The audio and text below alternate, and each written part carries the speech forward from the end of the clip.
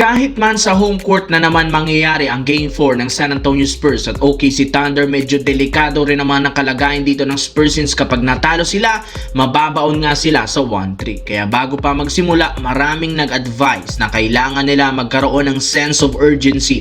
Buti naman at hindi binigo ng mga malalaro ng Spurs ang kanilang mga fans dahil hindi katulad sa nakalipos na laban, mas consistent nga ngayon ang kanilang opensa at depensa na rason bakit maaga silang nakalamang ng double digit.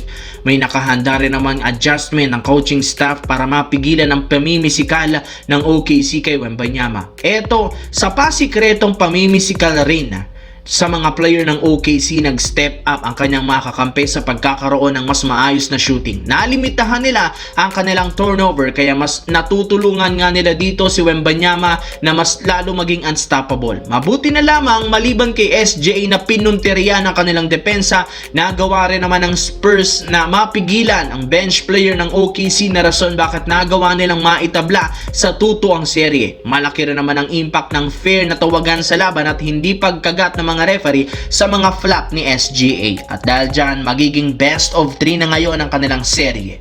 Samantala, alam naman nga ninyo, pinaka-priority na makagawa ang Los Angeles Lakers ngayong off-season ang pagkuha kay Giannis Antetokounmpo. Ngunit aminin man natin sa hindi, napakatagal ng proseso na kailangan nilang pagdaanan bago nila ito makuha. Sangkaterbang negosasyon sa Milwaukee ang kailangan nilang gawin kung gusto nila itong makuha. Kaya medyo matagal-tagal sila kung gagawin nila ito. Mas matalino nga daw kung uunahin nila ngayon ang pagkuha ng bagong sentro na ipangpapalit kay DeAndre Ayton sa lineup.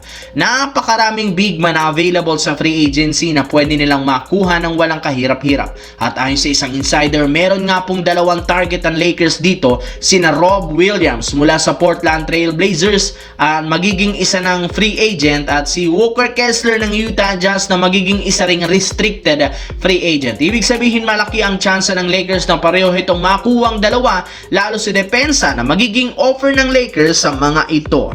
Sa kabilang banda, sa pagkapanalo nga ng New York Knicks kahapon sa Game 3 sa kanilang East Finals laban sa Cleveland Cavaliers, kakailanganin na lamang nilang manalo ng at least isang game para opisyal na silang makapasok sa NBA Finals. At maaaring nila itong magawa sa Game 4 na mangyayari sa susunod na araw. Kailangan nga nilang samantalahing bagsak ang confidence dito ng Cavaliers para matuloy nila ang pag-sweep sa kanila. At kasabay ng pag-angat ng Knicks sa 3-0, inanunsyo nga ng ilang mga analyst na mapabilang nga sila sa pinaka-dominanting team sa NBA history pagdating sa playoffs sa pagkakaroon nila dito ng kasalukuyang 10-game win streak. Huli nga silang natalo sa Game 3 ng first round ng East Playoffs laban sa Atlanta Hawks noong April 24 pa. Simula niya, nagsunod-sunod na ang panalo at napabilang sila sa mga teams na nagkaroon ng 10-game win streak sa playoffs, kagaya ng 2012 Spurs, 2024 Celtics, 2017 Warriors, 2016 Cavaliers, at marami pang ibang naging kampiyon matapos ang sunod-sunod na panalo.